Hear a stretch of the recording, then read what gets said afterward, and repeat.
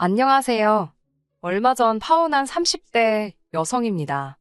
여길 찾아오기까지 정말 많은 고민을 했어요. 혹시 누군가 제 이야기라는 걸 알아챌까봐 걱정도 되었고요. 하지만 혼자서는 이 마음을 어떻게 다뤄야 할지 도무지 알 수가 없어서 사연을 적어봅니다. 저와 남자친구는 지인의 소개로 만났습니다. 저는 원래 소개팅으로 사람 만나는 걸 좋아하지 않지만 지인이 하도 간곡하게 부탁해 나간 자리였지요. 지인 말로는 지인이 남자친구에게 크게 신세를 진 일이 있었답니다. 그래서 남자친구에게 밥이라도 한 끼 대접하겠다 했는데 남자친구가 극구 사양을 하더래요. 그럼 술은 사주겠다 했지만 그것도 싫다고 했고요. 그러더니 며칠 뒤 여자를 소개시켜주면 안 되냐고 하더랍니다. 그러면서 제 남자친구도 정말 괜찮은 사람이니까 한번 만나보라고 제 등을 떠밀더군요. 그래서 얼떨결에 나가기로 약속을 했네요. 나가기로 약속은 했지만 솔직히 당일까지도 그다지 내키지 않았던 게 사실이에요. 그렇다고 약속을 깰 수도 없는 노릇이었으니 밥이나 한 끼 먹고 상황 봐서 커피까지만 마시고 얼른 집에 들어와야겠다고 생각했지요. 하지만 어색하고 불편할 거라는 제 걱정과는 달리 첫 만남임에도 불구하고 남자친구와의 대화가 편하고 즐거웠습니다. 어찌나 시간이 빨리 흐르던지 문득 고개를 들어 시계를 확인했을 땐 이미 같이 있은 지 5시간이나 지나 있던걸요. 시간 가는 줄도 모르고 처음 본 사람과 오랫동안 끊임없이 이야기를 나눴다는 사실이 저뿐만 아니라 남자친구에게도 신선한 충격이었던 모양입니다. 그 다음은 예상이 가시겠지요? 저희는 서로가 서로에게 빠른 속도로 빠져들었네요. 얼마 지나지 않아서 저희 관계는 사귀는 사이로 발전했고요. 저와 남자친구의 배경에 대해서 조금만 더 이야기를 해보자면 일단 저는 사업을 하시는 아버지와 은행을 다니시던 어머니 덕분에 경제적으로 어려움 없이 자랐습니다. 지금은 두 분 다 조만간 은퇴하시고 시골에 내려가 사실 계획을 하고 계시고요. 자랑 같지만 부모님 앞으로 작은 건물도 있고 이래저래 노후 준비는 끝내두신 걸로 알고 있습니다. 또한 저희 부모님은 굉장히 적극적이고 긍정적이세요. 제가 어렸을 때부터 항상 저에게 실패를 두려워하지 말라고 가르쳐 주셨죠. 매사에 있어 제 의견과 결정을 존중해 주시고요. 책임감의 무게도 가르쳐 주셨습니다. 제가 사랑하고 존경하는 부모님이다 보니 좋은 건 다 적어 놓은 것 같네요. 아무튼 그 정도로 저와 부모님 사이가 끈끈하다 보니 어느샌가 남편감도 부모님과 비슷한 성향을 가진 사람으로 찾게 되었던 것도 사실이에요. 그리고 전 제 남자친구가 바로 제가 찾던 그 사람이라고 생각했지요. 남자친구와 사귀기로 하고 얼마 지나지 않았을 때 있었던 일입니다. 같이 공원을 걷고 있었는데 남자친구가 제게 손을 잡아도 되겠냐고 조심스럽게 묻더라고요. 솔직히 분위기에 휩쓸려 잡았다고 하더라도 제가 화를 내지는 않았을 거예요. 하지만 남들은 별일 아니라고 무신경하게 넘어갈 수 있는 일임에도 제 의사를 묻는 남자친구의 태도에 크게 감동받았습니다. 또래 남자들에게선 볼 수 없었던 순수하고 귀여운 면도 마음에 들었고요. 이후로도 남자친구는 모든 일에 있어 제 의견을 물어보곤 했는데 그런 그의 행동은 저로 하여금 존중받고 있다는 느낌을 받게 했고 남자친구와의 결혼도 결심하게 만들었네요. 남자친구와 저 두 사람만 놓고 보자면 사실 크게 문제가 될 게 없는 조합이었습니다. 남자친구나 저나 중위권 이상의 대학을 졸업했고 안정적인 직장에서 비슷한 수준의 연봉을 받고 있었으니까요. 하지만 결혼은 둘이 좋아서만 될 일이 아니라는 걸 결혼 준비를 하면서 조금씩 알게 되었지요. 제가 지금 단순히 양쪽 집안 어른들의 경제적 차이를 논하자는 게 아닙니다. 진짜 문제는 양가 어른들의 성향, 성격이었지요. 이제 와서 말이지만 어머님께서는 길다면 길고 짧다면 짧은 제 30년 인생에서 가장 상대하기 어려운 분 중 한 분이셨습니다. 평생을 같이 사신 아버님이 존경스러워질 정도로요. 처음 결혼 이야기가 나오고 시댁에 인사를 드리러 갔던 날이었습니다. 어머님께서는 집에 딱히 먹을 것도 없다며 나가서 먹자고 하시더군요. 급하게 인터넷을 찾아보니 다행히 멀지 않은 곳에 평점이 높은 고깃집이 있었기에 자연스레 그곳으로 가게 되었고요. 사실 스스로 주체가 되어 다른 사람들을 위해 장소를 고르면 걱정이 되지 않나요? 저는 그렇더라고요. 상대가 장소나 음식을 마음에 안 들어 하면 어쩌지 싶어서요. 이번에도 비록 저와 남자친구가 같이 찾은 장소이긴 했지만 혹시나 어머님께서 마음에 안 들어 하시면 어쩌나 걱정스러웠어요. 설마 했지만 어머님은 정말 인정사정 없으시더라고요. 밑반찬이 나오기가 무섭게 어머님께서는 뭐 하나 찍어 먹을 것도 없다고 젓가락으로 반찬 그릇을 탁탁 치셨습니다. 그리고는 식당 내부를 찬찬히 뜯어보시며 연신후지다. 누가 이런 데를 와서 돈 주고 먹냐와 같은 말들을 거침없이 반복하셨지요. 곧이어 고기가 나오자 어머님께선 또다시 딱 봐도 고기가 핫질이라며 이거 다 싸구려 양념으로 번복해 놓은 거라고. 아이고. 행여나 주인이나 직원이 듣는 건 아닌가. 제 뒤통수가 다 뜨겁더라고요. 식사를 시작하기도 전에 초부터 치시니 김이 팍새기도 했고요. 식당에 도착했을 때까지도 제가 계산해야겠다 생각하고 있었는데 어머님이 하도 싫은 소리를 하시니까 돈도 내기 싫어지대요. 이건 뭐 돈은 돈대로 쓰고 막말로 맛대가리 없는 거 사줬다는 소리나 나오겠다 싶어서요. 결국 남자친구가 계산했습니다. 게다가 어머님께서는 식사를 하는 동안 저에게 직장 생활이라던가 임신에 관해 거침없이 물어보셨습니다. 저는 직장 생활은 계속 할 것이고 아이는 신혼 생활을 즐기다 가지려고 한다고 평소에 남자친구와 이야기하던 대로 말씀드렸지요. 어머님께서는 그러자 이렇다 저렇다 이유도 없이 무조건 그건 아니랍니다. 그러면서 결혼하면 바로 연년생으로 아들, 딸 낳고 회사는 애들 초등학교 들어가면 관두라대요. 엄마라는 사람이 밖으로 돌아서 애한테 좋을 게 없다나요. 평생 전업주부이셨던 어머님이 그런 말씀을 하시니 문득 평생 직장을 다니신 저희 어머니가 떠오르면서 기분이 좋지는 않더군요. 참고로 어머님께선 저희 부모님이 무슨 일을 하시는지 알고 계셨던 상황이었습니다. 처음 인사드리는 자리에서 어머님은 영 불편해 보이셨고 저도 기분이 좋지 않았기에 솔직히 결혼은 당장은 무리겠구나 싶었습니다.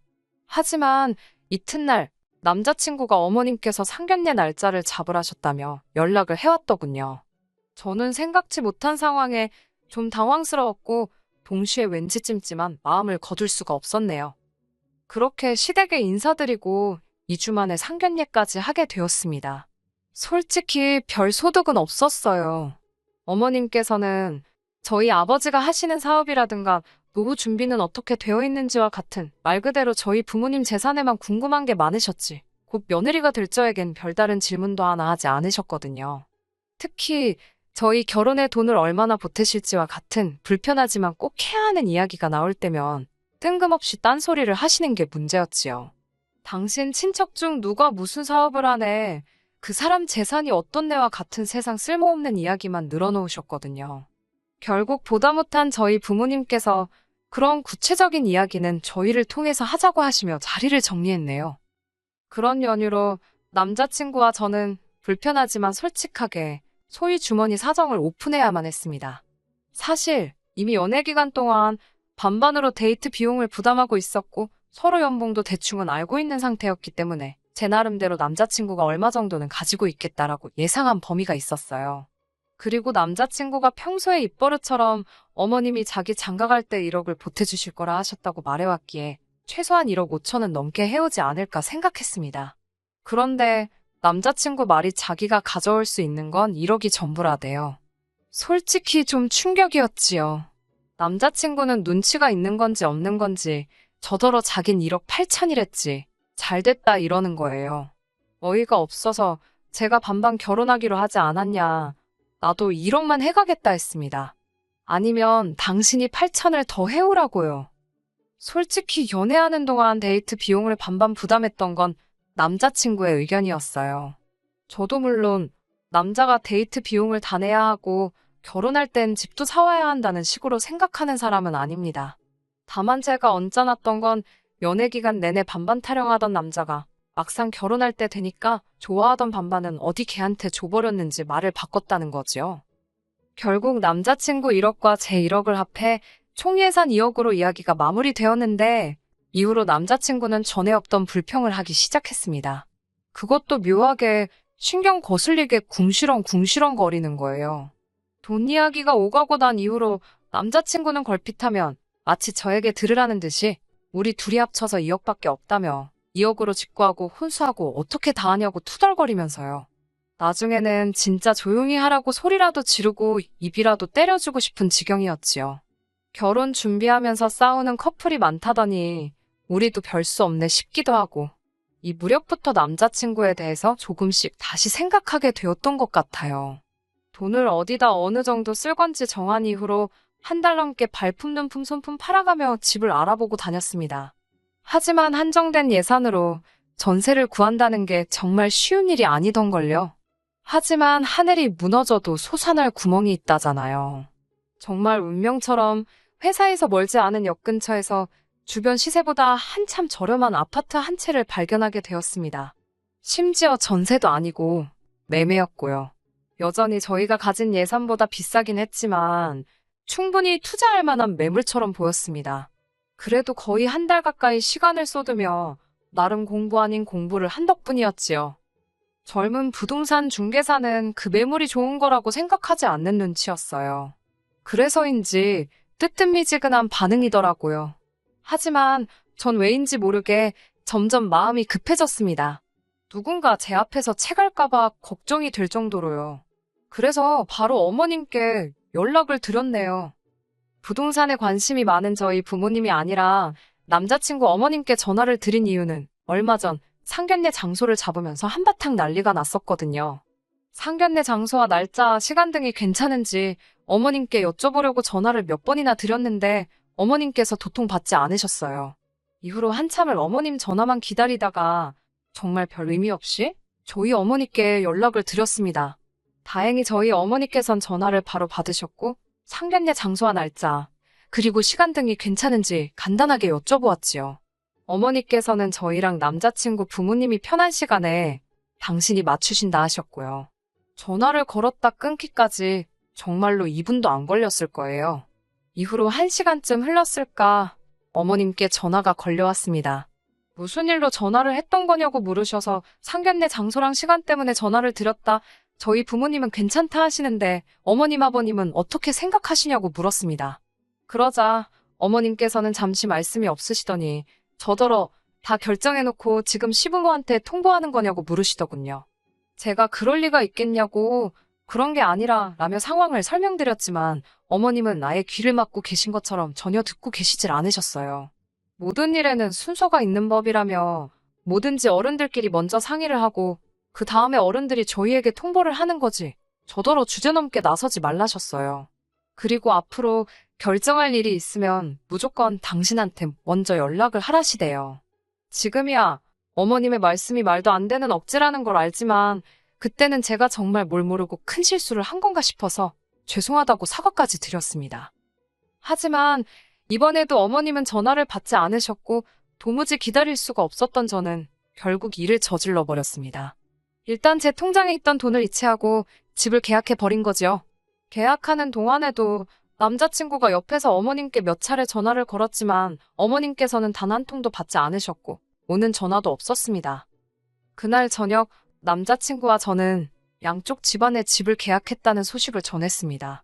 저희 부모님은 큰 숙제를 끝낸 것 같겠다며 고생했다고 이제 집주인이네라며 축하를 해주셨어요. 그리고 이런저런 조언을 해주셨지요. 하지만 남자친구의 집은 분위기가 완전히 달랐던 모양입니다. 이튿날 출근 준비로 한참 바쁜 시간에 남자친구에게 전화가 걸려왔습니다. 그리고선 한다는 말이 어머님께서 당신과 상의도 없이 집을 살 수가 있냐며 제가 당신을 무시했다고 엄청나게 화가 많이 나셨다며 큰일 났다는 거예요.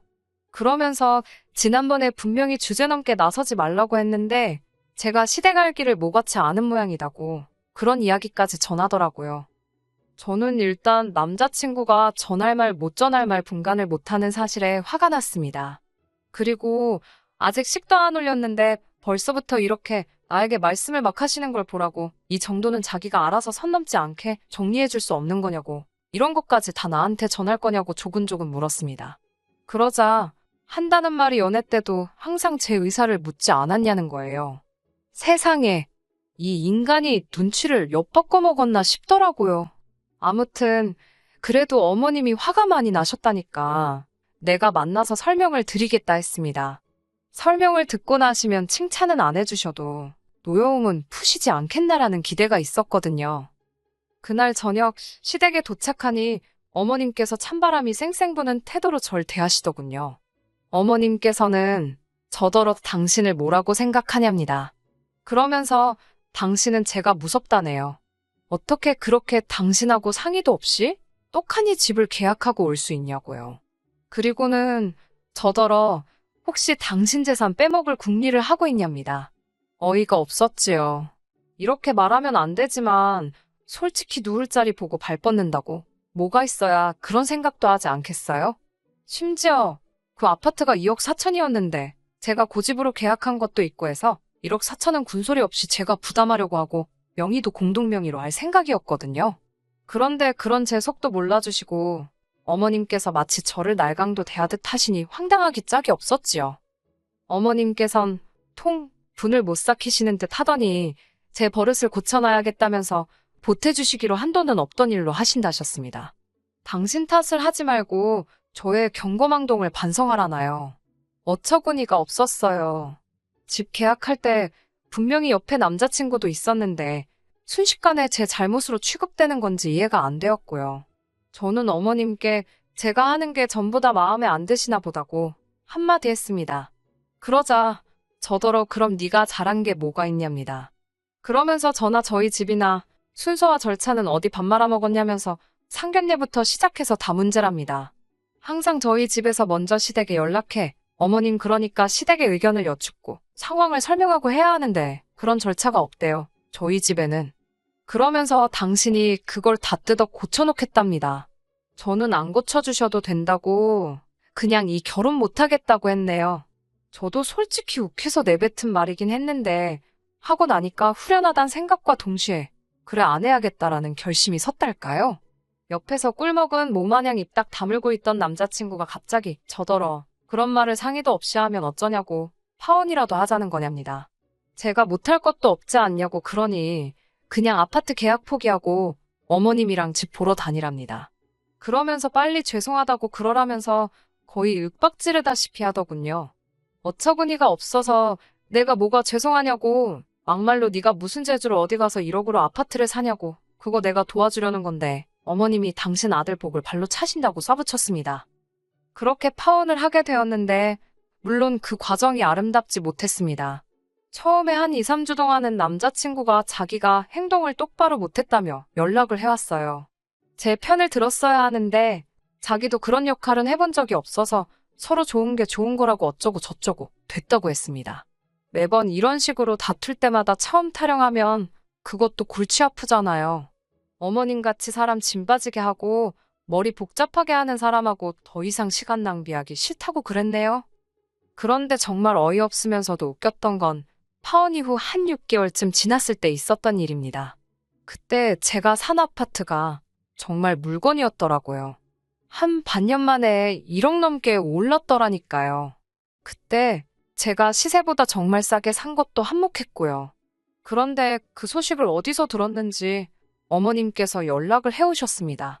자기가 그땐 심했던 것 같다면서 지금이라도 다시 결혼 준비를 하랍니다. 그 집 팔아서 준비하면 저번보다 여유 있게 할 수 있지 않겠냐면서요. 제가 너무 웃겨서 어머님 지금 어디시냐고 술 취하셨냐고 밖에서 주무시면 입 돌아가니까 들어가서 주무시라고 그랬네요. 솔직히 자식 팔아 장사하는 게 별건가 싶어요. 어머님이 멀쩡한 제 머리채 쥐어잡고 아들 몸값 좀 올려보시려고 그랬나 별의별 생각이 다 들기도 하네요. 뭐 어쨌든 이제 다 끝난 이야기이니까요. 아, 저 그리고 그 아파트 팔았습니다. 재미도 좀 봤고 덕분에 저 내년에 대학원 갑니다. 직장 생활과 병행하는 게 쉽지는 않겠지만 결혼 생활보다는 즐거울 것 같네요. 너무 기대됩니다. 끝까지 들어주셔서 감사합니다. 오늘의 사연은 여기까지입니다. 구독과 좋아요, 알람 설정 부탁드리고 더 좋은 사연으로 다시 찾아뵙겠습니다. 감사합니다.